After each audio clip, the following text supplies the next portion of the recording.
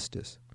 Today, that was May the 19th, I have lodged a formal complaint with the Voting Rights Section of the Civil Rights Division of the United States Department of Justice against the South Orange Maplewood School District, seeking a formal investigation into the possible voting rights violation by the district. The basis of my complaint is the change of the school board elections from April to November and now denies protective classes under the Voting Rights Acts, blacks and language minorities, the right to have a direct say in the approval of the local school board budget.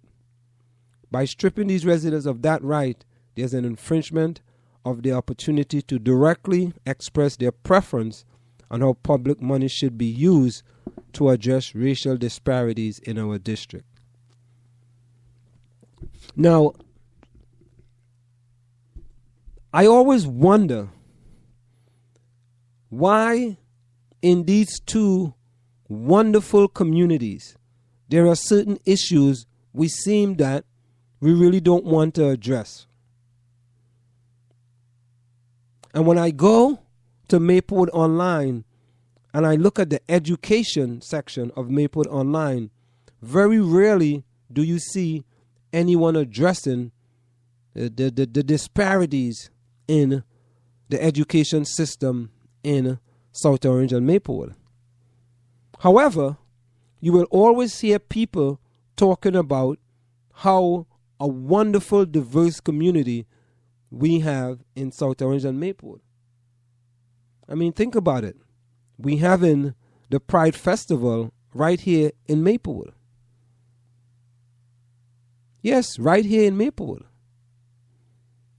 However, when there are certain situations, we seem to not want to address those situations. And this is one of those situations where I believe the community coalition race have to step up to the plate and make a difference.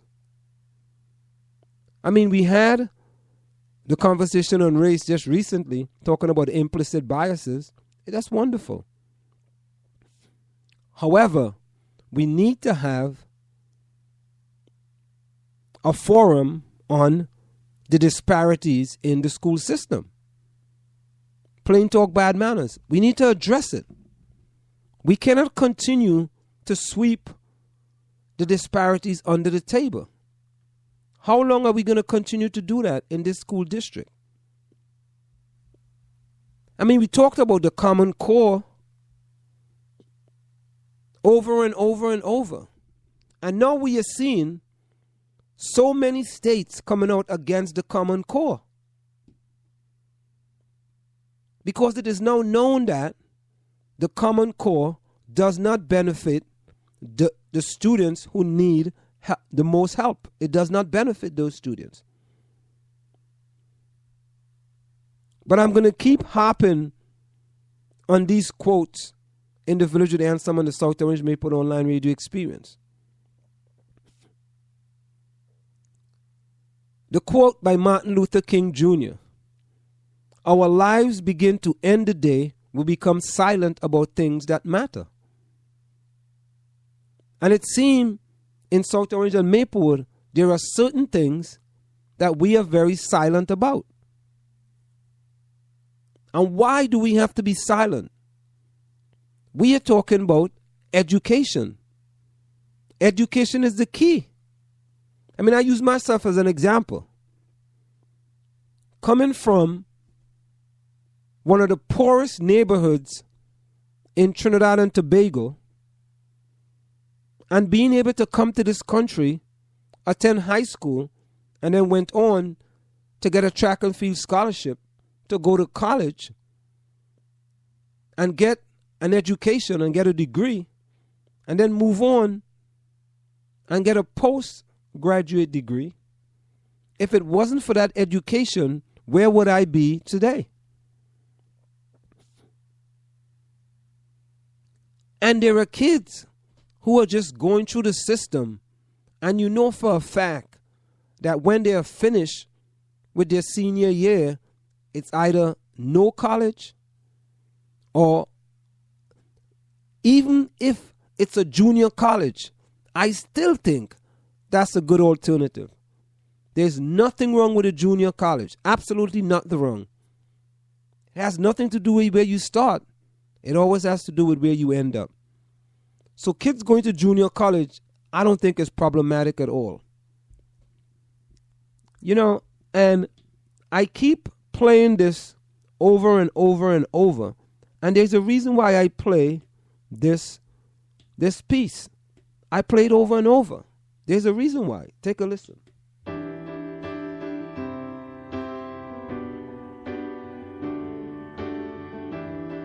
That one day, this nation will rise up and live out the true meaning of its creed. We hold these truths to be self-evident, that all men are created equal. Segregated schools were and are inferior schools. We still haven't fixed them 50 years after Brown versus Board of Education. And the inferior education they provided, then and now, helps explain the pervasive achievement gap between today's black and white students. I have a dream that one day, down in Alabama, with its vicious racists, with its governor having his lips dripping with the words of interposition and nullification, one day right there in Alabama, little black boys and black girls will be able to join hands with little white boys and white girls as sisters and brothers. I have a dream today.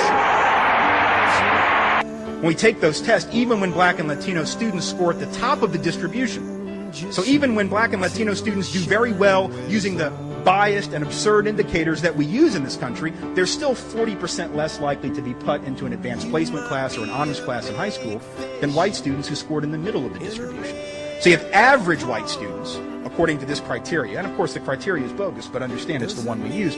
Using this criteria, white students who are merely average are still more likely to have advanced or accelerated classes once they get to high school. Now, what does that mean? It means that those students are going to get more prepared for the SAT, right? They're going to get more prepared for the ACT. They're going to take the test and they're going to do better. And we're going to act shocked when people of color do worse on a test that they were systemically excluded from preparing for, as if that is a surprise. I mean, black and Latino students of whatever socioeconomic status, 2.5 times more likely than whites to be put into remedial classes, where they're not going to receive the same instruction, they're not going to have the same coursework, they're not going to be challenged in the same way, right? And so we then act surprised when in 11th grade they take the SAT, the ACT, they don't do as well, and then our society says, what? Well, now you're not capable of going on to college, or at least not that college, because you're not as smart as somebody else over here. The fact that the structure of the educational system guaranteed that you would not do as well, virtually assured it, is something we don't want to talk about. But that's the systemic issue.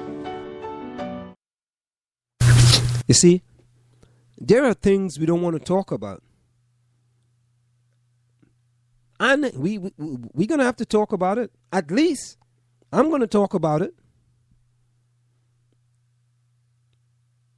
A lot of people listen, and I don't want to address that. I don't want to get into that. And this is where I'm telling you, the Community Coalition and Race have to step up to the plate. They have to step up to the plate. All the other things that they're doing are fantastic. Really. They are doing a fantastic job. Give them all the superlatives. Excellent, outstanding, extraordinary, magnificent. Yes. But at the end of the day, education is the key. And if we continue to have disparities in the education system in South Orange and Maplewood, and you know what? I don't want to hear that is the way it is across the country. Yes, that's the way it is. But we here in South Orange and Maplewood tout us as being different. Different from many other communities. We do things differently. We are proactive. Because we want the best for this community of South Orange and Maplewood. Yes, we want the best. It's not I want the best or you, it's us. We want the best. And this is the reason why I also play this. Because we have to have hope. We must have hope. Hello, my friend.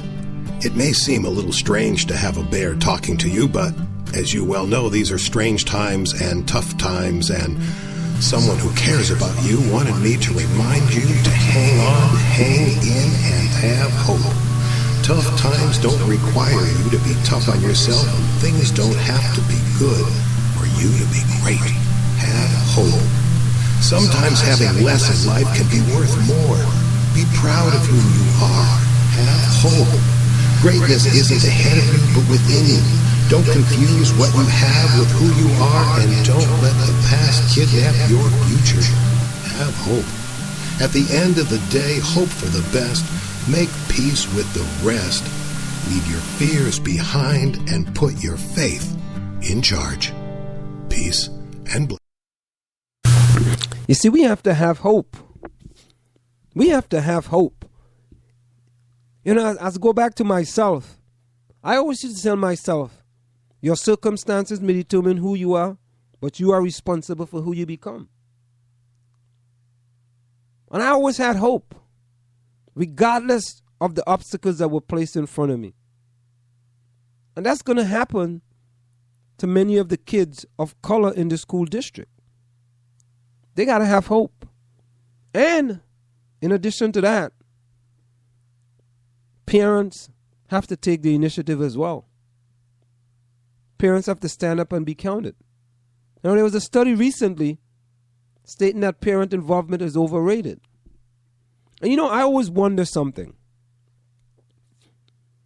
How is it that when kids go to a boarding school or a prep school, especially kids of color, and they excel and they go on to Princeton, Dartmouth, Yale, University of Pennsylvania, Brown University, and many Ivy Leagues and many other outstanding schools, and many of the Division III Ivies, Amherst, and I could go on and on and on and on and on. These schools hold everyone to high standards. Every single one. Doesn't matter if you're white, pink, blue, yellow, orange. They expect the best from everyone. And when kids go there, they excel. But it seems there is something about public schools. There's something about public schools. I mean, I'm not going to go out on a limb and say that the teachers don't care. I can't say that because I don't have any evidence to show that. Many people may say, well, the parents don't care. That could also be true. But even though parents don't care, it's the teacher's responsibility to give each and every kid in his or her classes the quality of education they deserve. And that's all they are there for, to give the kids the quality of education. Of course, we're going to have disruptive kids. But I think the disruptive kids are in this minority. But we have to start to figure out how can we improve the education system in South Orange and Maplewood for all the kids. How can we make sure the kids that deserve to be in AP classes are in AP classes? You know, what I would like to see? I would like to see the school district do away with levels. Honestly. Do away with levels. Coming from the Caribbean, we never knew anything about levels. We never had levels. Maybe other Caribbean islands had levels, but we didn't have any levels in Trinidad and Tobago. And you know what? Many kids came out very, very good. Very good. Excellent. And back then, we had what was called the GC, the General Common Entrance. It's now the SEA. It's a total different test now.